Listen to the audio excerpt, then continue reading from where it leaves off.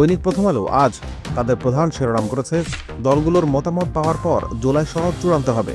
এতে বলা হয়, সনদ আটকে আছে বাস্তবায়ন পদ্ধতিতে। সরকার গঠনের 2 বছরের মধ্যে সংস্কার প্রস্তাব বাস্তবায়নে একমত বিএনপি।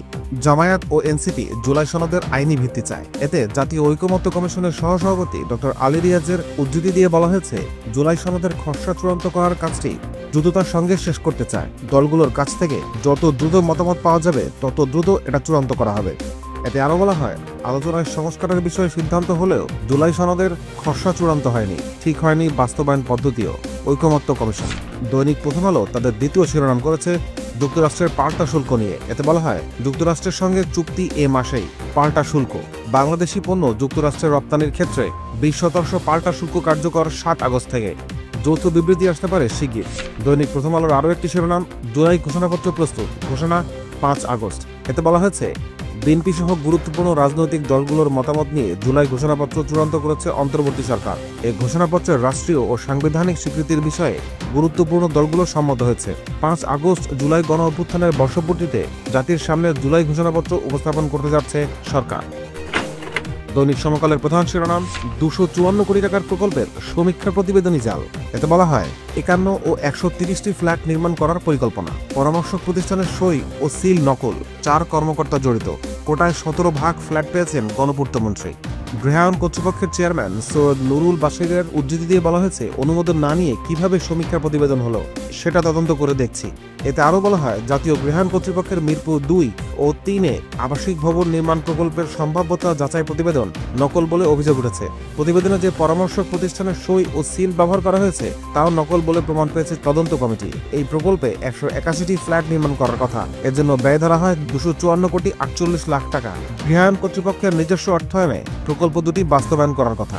দৈনিক সমকাল তার প্রথম পৃষ্ঠায় বড় করে ছবি ছাপিয়ে একটি শিরোনাম করেছে, যাতে বলা হয়েছে, অটোরিকশায় ট্রেনের ধাক্কা, এক পরিবারের 3 জন সহ নিহত 4। কক্সবাজারের রামুর রশিদনগরে শনিবার দুপুরে রেল ক্রসিং পার হওয়ার সময় ট্রেনের ধাক্কায় দুমড়ে মুচড়ে যায় সিএনজি চালিত অটোরিকশা। এতে অটোরিকশার 4 যাত্রী নিহত হয়েছেন। এর আগেও একাধিকবার এই ক্রসিংয়ের দুর্ঘটনা ঘটেছে। দৈনিক কালের কণ্ঠের আজকের প্রধান শিরোনাম, বহুমাত্রিক দারিদ্র্যে 4 কোটি মানুষ। এতে বহুমাত্রিক দারিদ্র্যের পরিবর্তনের ধারার একটি সমীক্ষা প্রকাশ করা হয়েছে, যাতে বলা হয়, 2012 সালে বহুমাত্রিক দারিদ্র্যের হার ছিল 42.65%। 2019 সালে তা কমে 24.05%। দরিদ্র জনগোষ্ঠী 6 কোটি 55 লাখ থেকে কমে দাঁড়ায় 3 কোটি 98 লাখ। প্রতিটি দরিদ্র ব্যক্তি অন্তত 4টি ঘাটতির শিকার। জুলাই গণ অভ্যুত্থান নিয়ে দৈনিক কালের কণ্ঠ একটি বিশেষ শিরোনাম করেছে, যাতে বলা হচ্ছে, জনগণের পাশে থাকার ঘোষণা সেনাপ্রধানের। ফিরে দেখা 3 আগস্ট 2024। কোটা সংস্কার আন্দোলন থেকে গড়ে ওঠা বৈষম্য বিরোধী ছাত্র আন্দোলনের 9 দফা দাবি গত বছরের এই দিনে রূপ নেয় সরকার পতনের 1 দফা দাবিতে। সেদিন বিকেল 5:30টায় রাজধানীর কেন্দ্রীয় শহীদ মিনারে অনুষ্ঠিত বিশাল সমাবেশে আন্দোলনের অন্যতম সমন্বয়ক নাহিদ ইসলাম 1 দফা দাবি সহ ঘোষণাপত্র পাঠ করেন। তাতে বলা হয়, সরকার পদত্যাগ না করা পর্যন্ত সর্বাত্মক অসহযোগ আন্দোলন চলবে।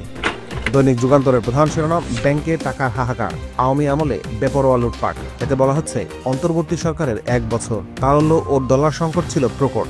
লুট হয়েছে 5 লাখ কোটি, পুনরুদ্ধারে লাগবে 4 লাখ কোটি টাকা। খেলাপি ঋণ 7 লাখ কোটি টাকা।